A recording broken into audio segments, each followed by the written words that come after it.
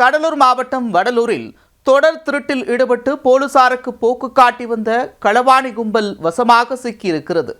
திருட்டு நகைகளை உருக்கி பணமாக்கி உல்லாச வாழ்க்கை வாழ்ந்து வந்த திருடர்களின் பின்னணி என்ன? கடலூர் மாவட்டம் வடலூர் NLC நகரில் 52 வயதான பார்வதி தனியாக வசித்து வந்தார்.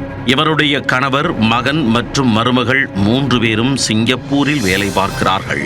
கடந்த ஆண்டு நவம்பர் மாதம் 20ஆம் தேதி சிங்கப்பூரில் உள்ள மருமகளுக்கு வளைகாப்பிற்காக சென்றுள்ளார்.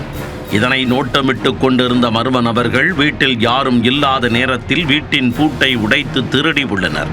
மறுநாள் காலையில் வீட்டின் முன்பக்க கதவு திறந்து கிடந்ததை பார்த்து அக்கம்பக்கத்தினர் செல்போன் மூலம் பார்வதிக்கு தகவல் தெரிவித்தனர்.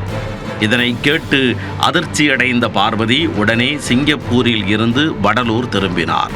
வீட்டின் உள்ளே சென்று பார்த்தபோது பீரோ உடைக்கப்பட்டு அதில் இருந்த தங்கத்தோடு டாலர், செயின் உள்ளிட்ட 56 பவுன் நகைகள், வெள்ளிக்காசு, குத்து விளக்கு, கொலுசு என சுமார் 35 லட்சம் ரூபாய் மதிப்புள்ள பொருட்கள் திருடு போயிருந்தது தெரிய வந்தது.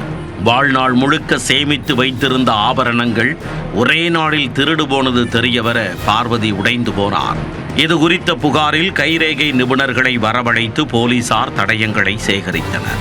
தனிப்படை போலீசார் அப்பகுதிகளில் உள்ள CCTV காட்சிகளை வைத்து தீவிர விசாரணை மேற்கொண்டு வந்தனர். சம்பவம் நிகழ்ந்த இடத்தில் செல்போன் டவரில் பதிவான எண்களை சேகரித்து விசாரிக்க பலே திருட்டில் ஈடுபட்ட கும்பலை போலீசார் ஸ்கெட்ச் போட்டு தூக்கினர். ரஞ்சித், சாய்குமார் உள்ளிட்ட 4 பேரை உளுந்தூர்பேட்டையில் பிடித்து வடலூர் காவல் நிலையம் அழைத்து வந்து விசாரணை மேற்கொண்டனர். அதில் திட்டமிட்டு திருட்டை அரங்கேற்றியதை அவர்கள் ஒப்புக்கொண்டனர். இதையடுத்து 4 பேர் மீதும் வழக்கு பதிவு செய்து நீதிமன்ற காவலுக்கு அனுப்பி வைத்தனர். மேலும் அவர்களிடமிருந்து 53 பவுன் தங்க நகைகளை பறிமுதல் செய்தனர். இதில் ரஞ்சித் மீது நெய்வேலி, தெர்மல், சேலம், பெங்களூரு, உளுந்தூர்பேட்டை ஆகிய காவல் நிலையங்களில் கஞ்சா, அடிதடி உள்ளிட்ட பல்வேறு வழக்குகள் நிலுவையில் உள்ளது.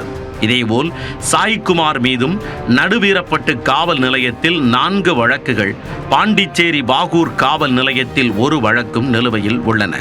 மீதமுள்ள மதியழகன், ரவிச்சந்திரன் ஆகிய 2 மீதும் வழக்குகள் நிலுவையில் உள்ளது குறிப்பிடத்தக்கது.